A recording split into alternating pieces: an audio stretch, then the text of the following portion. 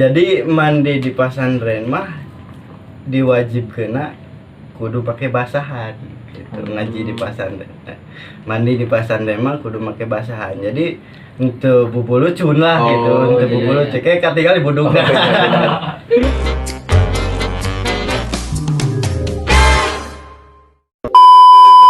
Tah ayeuna ini juga yang paling penasaran nih sama orang-orang di sekitar kayak saya pribadi gitu kan, bukan dari orang pesantren, jadi pengen tahu nih gimana tips and trick atau cara buat ngedeketin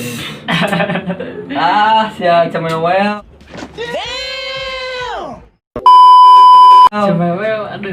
cewek pesantren kan kayaknya agak susah gitu. Gini pokoknya mah udah tahu ilmunya teh ya gini kan. Pegangan gini juga tuh gitu ya. Kayak urang mah gini kayak orang-orang di sini mah ya udah pegangan gitu pulang jalan. Tapi ini gimana nih caranya gitu, cara ngedeketinnya anak pesantren dari Abu dulu nih. Sok bau. Soalnya kan ini kita dipisah tuh, si Kobong kamar cowok sama kamar cewek teh kan. Terus jarang bertemu juga. Nah itu gimana mau dapetin nomor handphonenya, pengen ngobrol gitu, gimana tuh caranya pertama? Eta sih anu salah sahiji anu sebagian orang jadi penyemangat jangan ngaji teh gitu. Cara pendekatannya rame lah, disebut rame teh. Jadi mikirna teh bener-bener gitu. Iya kumaha ya carana bisa strategi. ungkapan si hati ini teh gitu ya. Tersampaikan kepada gitu, si dia. Tersampaikan. Yang jauh di sana. Apakah ngirim surat? Kan pernah kan gitu. Ngirim surat teh gitu. Assalamualaikum ukti gitu. Masih ada gitu sih ngirim surat gitu. Aya. Ya kan HP enggak ada. HP enggak boleh kan. Surat gitu enggak boleh. Soalnya HP kan dibatasi gitu, dibatasi. Assalamualaikum ukti. Nah, tapi zaman enak mah nyebut assalamualaikum ukti teh juga gambar buaya. Juga gambar buaya. Assalamualaikum ukti. Nah, kan di pesantren teh aya hijab lah gitu, penutup lah gitu ta. Jadinya eta teh main, karena lamun aya nu dipegar resep santria ke urang ta. Urang deket si hijab eta gitu. Jadi kan kayak kirim surat, kirim surat. Tikal-tikal asupkeun gitu. Terus anu dia teh kieu, alah mana iya. Nah, eta jadi lamun dibalas syukur gitu. Lamun teu balas ya sudahlah eta begitu. Teu dibalas da kumaha da? Anggar kan mah rasanya tuh anjay gitu. Aduh neang deui da loba. Tuh eta dari si Abau gitu. Mun di pesantren Aldi nih kan Abau mah kayak kurang modern gitu kan. Lebih ke primitif lah. Gitu bahasa yang simpelnya mah. Tapi aya di kan bala zaman telepon umum teh ani. Wartel. Nah, wartel tah. Kecuali dina eta.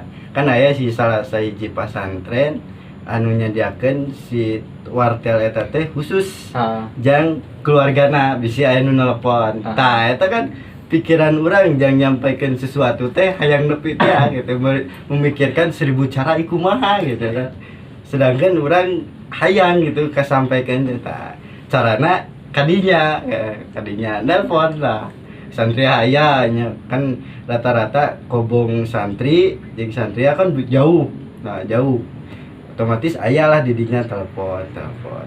Tah dina nalika eta keur nelpon ya. Halo, diangkat teh ku guruna aya. Wah, ya guruna. Anjir eta era pisan atuh. Halo. Bade kasa. Oh iya Raina cenah.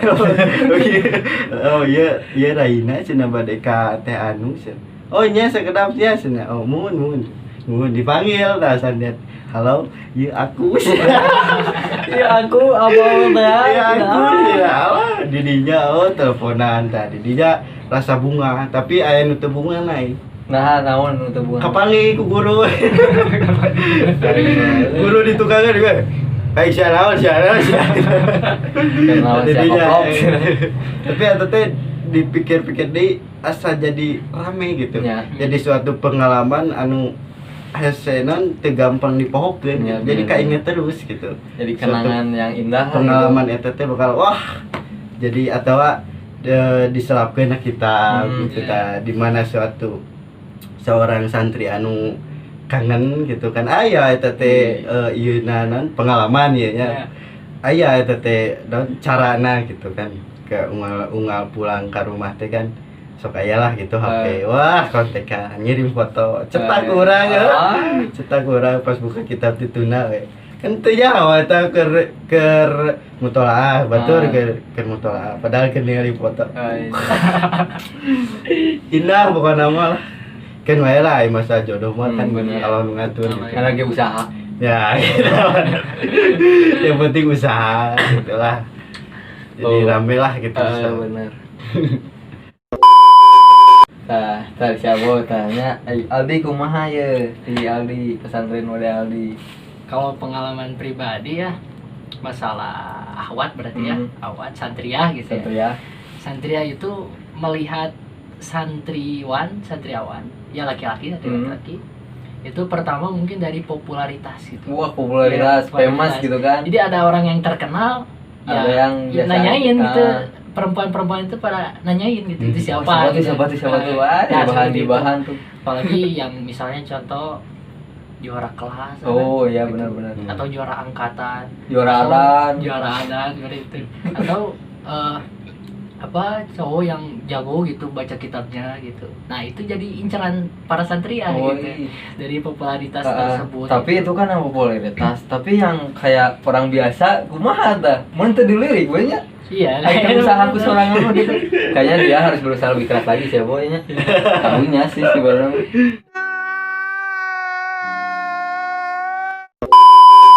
dan juga kalau santriah itu ya melihat cowok itu suka greget kan pakai sarung, pakai peci gitu. Masya Allah. Masya Allah. Imamku gitu berarti. Apalagi yang suaranya bagus gitu. Itu pasti jadi incaran. Kan kalau dulu di pesantren saya gitu ya, suka ada acara maulid gitu ya. Maulid terus ada rajaban seperti itu. Nah, tiap acara maulid atau rajaban itu kan suka disatuin ya, santri laki-laki sama santri perempuan. Di situ ada apa ya namanya itu ada panggung seperti itu untuk melatih bakat-bakat santri gitu ada yang ceramah ada yang main hadroh gitu kan selawat. Nah yang paling banyak diincar itu ya vokalnya gitu vokalnya pasti terus ada yang ceramah nah itu juga sama menjadi incaran santri wanita seperti itu.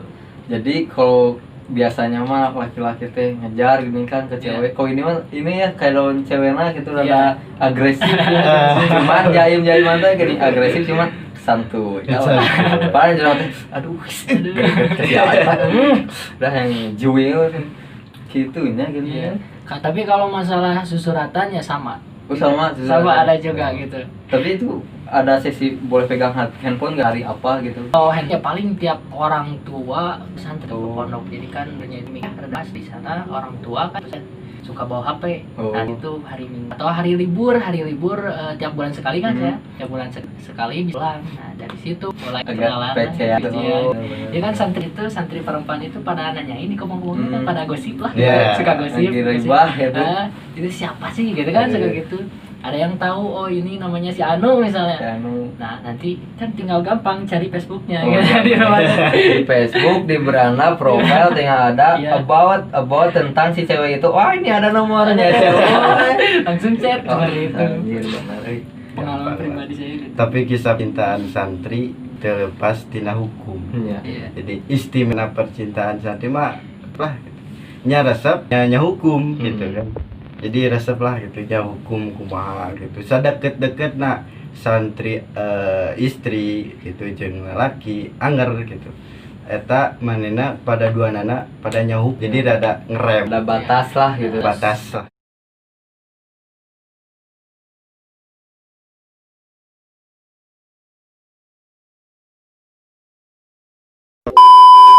Nah, jadi gitu sebenarnya cara ngedeketin dan pengalaman buat ngedeketin si santriah gitu cewek-cewek pesantren. Nah, sekarang ada pertanyaan sana kameramen lu gaya yang nanya. Tahu kameramen yang nama kameramen? Kan yang pengetahuannya. Iya mah jeronya. Nanya. Jadi kan aya nama di teh dina agama Islam gitu nya. Jadi cigana beda dulu yang sekarang jeung ayeuna beda. Tanggapanna kumaha gitu menurut Duan ya. Terus nu kaduana kan jeung agama Islam teh euna loba golongannya, banyak golongan. Anu kudu dituturkeun teh nu mana gitu, golongan nu mana. Soalnya kan can apal gitu golongan nu mana nu bener gitu. Eta. So, ya. Jawab ayeuna. Tah eta mah So, bawa kudu maneh turun ka dieu. Mun kameramen turun itu nih di kamera saha boy. Aya ke kamera sih kamera handphone masa main lah gaya we kamera. So, sebenarnya pelajaran Islam ti baheula itu ti Kangjeng Nabi Muhammad sallallahu alaihi wasallam. Kitu-kitu keneh sarua gitu. Cuman cara penyampaianna gitu nu beda-beda teh. Kumaha cara penyampaianna ti anu naon maksudna anu baheula kumaha gitu. Ti anu ayeuna kumaha gitu. Kan Islam teh yang jadi luas lah gitu. Karena ngomong-ngomong soal ieu mah iya. Sakot. Kumaha perbedaanna antara naon pelajaran dan agama itu teh ya, Islam zaman dulu sama zaman sekarang. Jadi non ku kaayaan gitunya nanti kumaha gitu kayaannya ayeuna lah menang ditinggali gitu orang ge kayaan ayeuna lain semakin membaik gitu tapi semakin banyak orang-orang yang belum sadar gitu antara ilmu teh jadi malah jadi tontonan gitu lain jadi tuntunan ilmu teh gitu kita kunaon ayeuna aya pertanyaan kunaon ayeuna non orang-orang gitu beribadah gitu orang-orang muslim belum non membekas sosialna di masyarakat soalnya dina pada kurang dina pada penyampaian di kurang dina tolabul ilmi lah gitu ngajina kurang keneh gitu kurang keneh itu cukup sampai didinya ai kolot bae kan segala ilmu agama teh diulik gitu mentak nyaan gitu eta teh gitu anu sampai ka ayat kanan pangkat kawalian aya gitu jadi membekas teh cara berbeda gitulah ilmu nan ulama-ulama baheula lama gitu bentar ya itulah kumaha tiap memang gitu so tell di kumadi mungkin dari saya memang yang namanya kualitas ya kualitas para santri atau kualitas ulama terdahulu dibanding dengan yang sekarang itu sangat jauh berbeda gitu jadi dahulu itu dalam kualitas ilmu pengetahuan baik itu agama ataupun ilmiah itu lebih paling terkemuka gitu jadi paling menonjol kalau dulu kalau sekarang itu mulai kesini mulai berkurang gitu karena mungkin alasannya pendapat saya pribadi mungkin masuknya budaya barat dari luar dari luar seperti adanya teknologi adanya ponsel jadi orang-orang di Indonesia ini kurang bisa memanfaatkan kepada teknologi gitu. Berbeda dengan orang luar gitu kan. Orang luar bisa mengatur waktu dengan menggunakan teknologi tersebut. Tapi orang Indonesia malah kebanyakan itu tidak bisa memanfaatkan teknologi gitu. Jadi semakin kesini itu banyak orang-orang yang mulai meninggalkan kepada pengajian gitu. Dan juga kan sekarang adanya sekolah yang full time jadi pengajian juga ditinggalkan gitu bahkan kebanyakan orang tua lebih memilih menyekolahkan anak daripada memesantrenkan anak gitu kan nah itu dari kualitas memang sangat jauh berbeda ulama dulu atau santri dulu dengan santri atau ulama yang sekarang nah kalau tadi pertanyaan yang kedua mengenai itu apa mengenai golongan banyak golongan kan gitu sebenarnya Islam itu dari dulu ya satu gitu kan Islam sejak Kangjeng Rasul itu satu gitu cuman mungkin bukan mungkin, terpecahnya itu ketika Rasulullah meninggal gitu kan. Nah dari situ mulai banyak perpecahan, baik itu di antara para sahabat ataupun di antara tabiin dan juga tabiin sampai sekarang. Banyak paham-paham yang mana paham tersebut tidak berdasar kepada Al-Quran, hadis, ijma, dan qiyas seperti itu. Nah bagaimana sih solusinya agar orang muslim bisa memfilter gitu, membedakan mana ajaran yang benar, mana ajaran yang salah gitu kan. Ya. Kalau saya pribadi dulu kan di pesantren, sebelum keluar dari pesantren itu sudah dititipi lah oleh guru bahwa dititipinya itu mengenai tentang akidah gitu. Akidah yang baik mana, akidah yang salah mana gitu. Nah, akidah yang benar adalah Ahlus Sunnah wal Jamaah gitu. Jadi Ahlus Sunnah wal Jamaah itu orang-orang yang mengikuti jejaknya Nabi, ya hadis ya, mengikuti hadis, dan juga tidak membenci para sahabat gitu. Kan ada golongan yang membenci sahabat, bahkan mengatakan bahwa Sayyidina Abu Bakar, Sayyidina Umar, Sayyidina Utsman, Sayyidina Ali itu musuhnya gitu. Membenci berarti membenci para sahabat. Nah, kalau ada golongan yang seperti itu ya tidak baik atau tidak boleh diikuti. Itu Ahlussunnah wal Jamaah. Jadi Ahlussunnah wal Jamaah itu tidak membenci sahabat, tetapi mengikuti segala rupa yang dikerjakan oleh sahabat seperti itu. Jadi itu mah gimana kitanya lagi ya, kayak memilih dan memilah lagi nih, ini mana yang benar kayak gitu ini teh benar kayak mau menyesatkan gitu. Kan banyak nih sekarang kayak ada yang ngaku-ngaku jadi Imam Mahdi waktu itu di Monas. Imam Mahdi masa kepanasan gitu kan dipakai payung. Saya Imam Mahdi, astagfirullahaladzim gitu kan, kayak aduh ya Allah takut. Terus banyak orang teh kayak ngelihat Islam zaman sekarang tuh, orang Islam zaman sekarang tuh sedihnya tuh kayak lihat teroris gitu kan. Banyak yang oknum penabur kebencian bahwa Islam tuh penabur kebencian, padahal ada pendamai gitu kan. Pendamai Islam itu. Allah Akbar, nah gitu nya kepikiran hal gitu mana kali itu. Nah sekarang sok aneh gitu kan.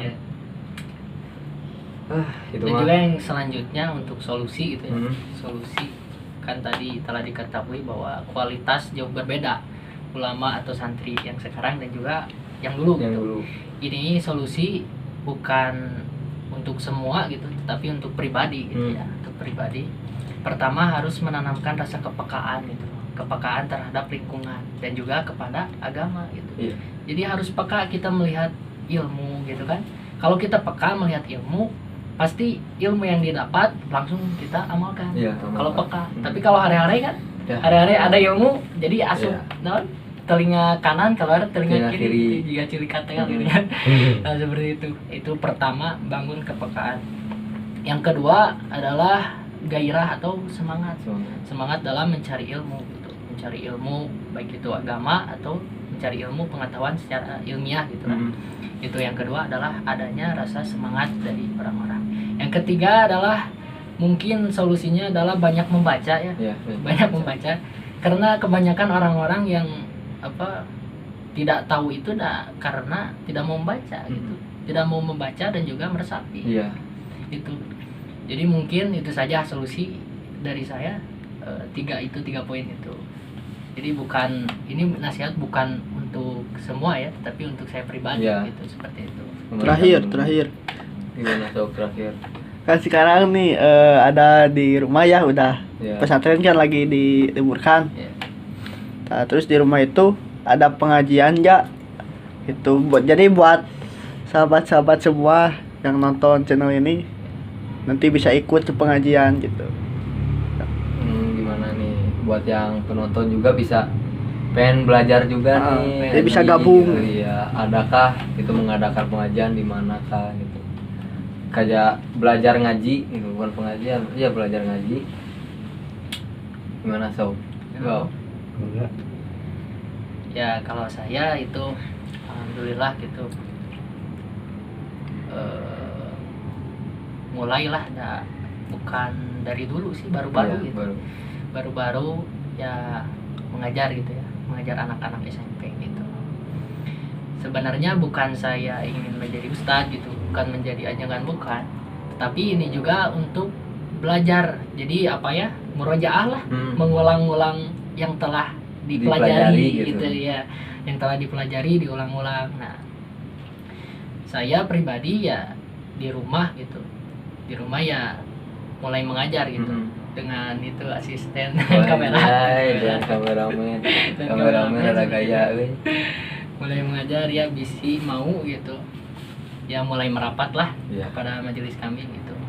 Insya Allah yang pelajarannya itu ya mencakup 3 hal ilmu yang wajib gitu. Pertama ada tauhidnya, ada fikihnya ada, dan juga tasawufnya insya Allah ada gitu, seperti itu.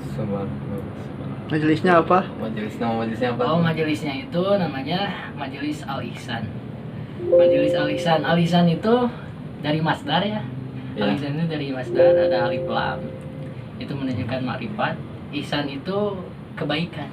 Jadi majelis atau tempat duduk kebaikan. Al-Ihsan itu.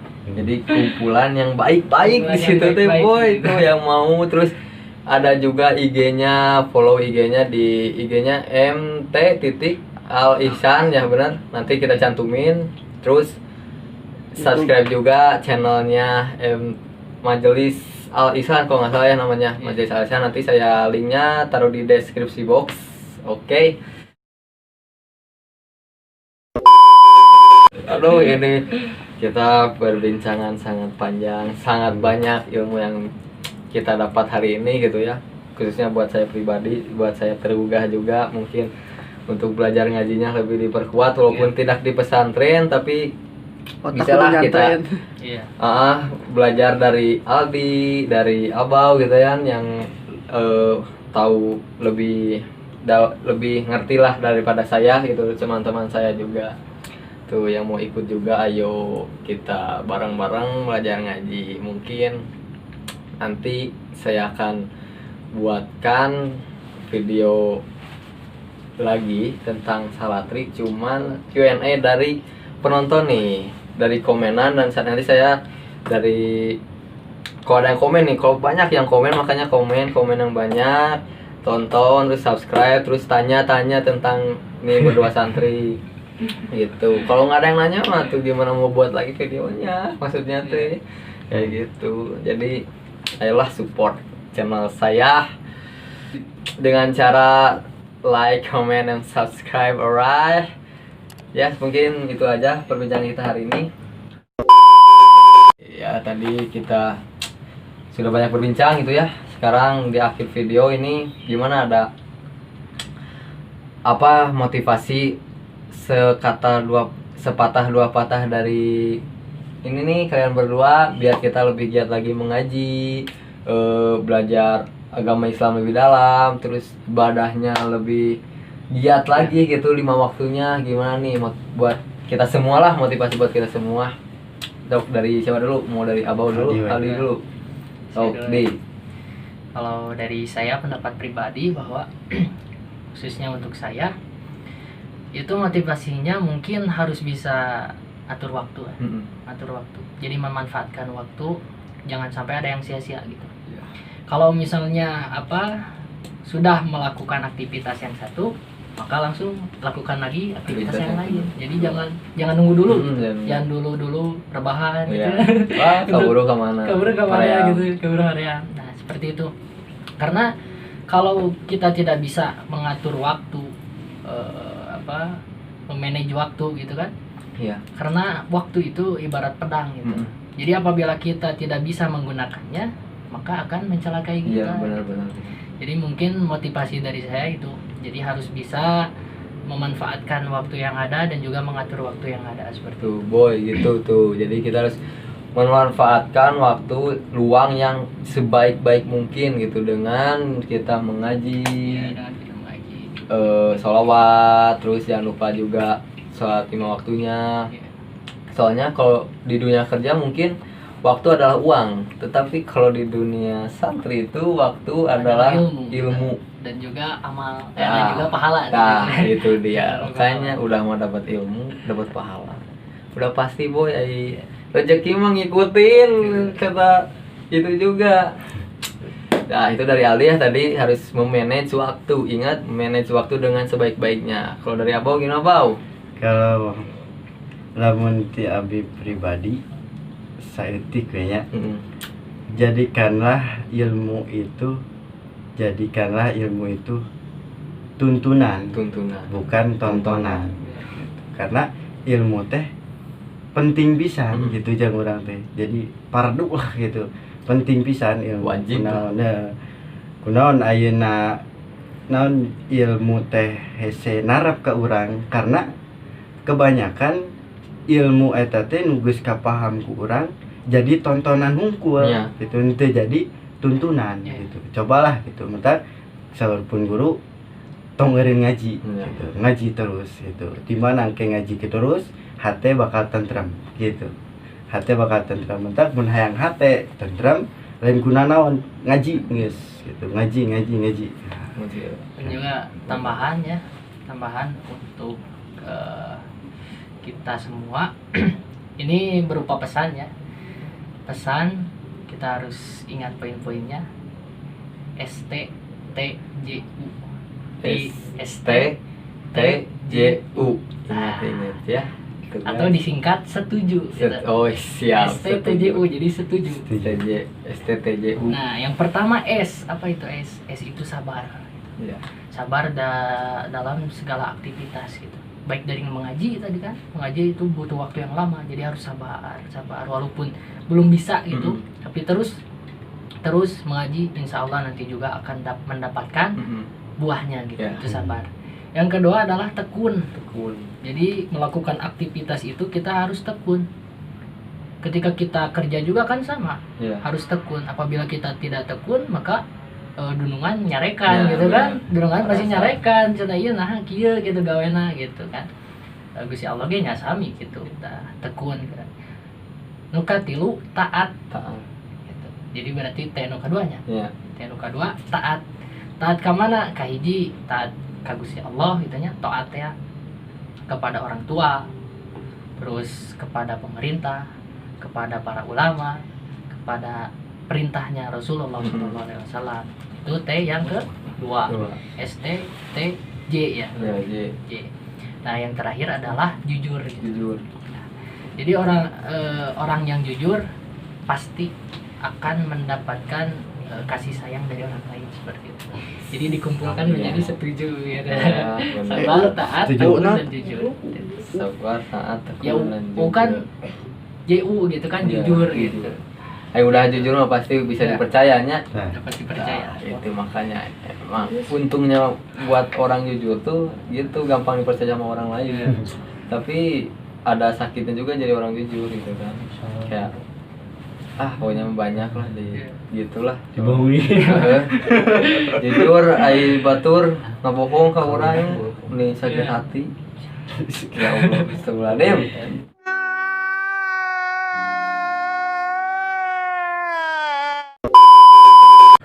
Ya segitu aja paling tadi udah disampaikan oleh Abau, oleh Aldi, motivasi buat kita semua. Terus dari Aldi ada tambahan tadi pesan STTJU yang artinya setuju, yang itu singkatan dari sabar, tekun, taat dan jujur. Oke, aduh ya Allah, subhanallah, ini ilmu sangat bermanfaat untuk saya pribadi khususnya gitu, dan untuk kita semua. Sekarang udah kita tutup aja ya obrolan sekali ini. Sampai ketemu lagi di mana? Channel Story Muhammad Antari. Oke, wassalamualaikum warahmatullahi wabarakatuh.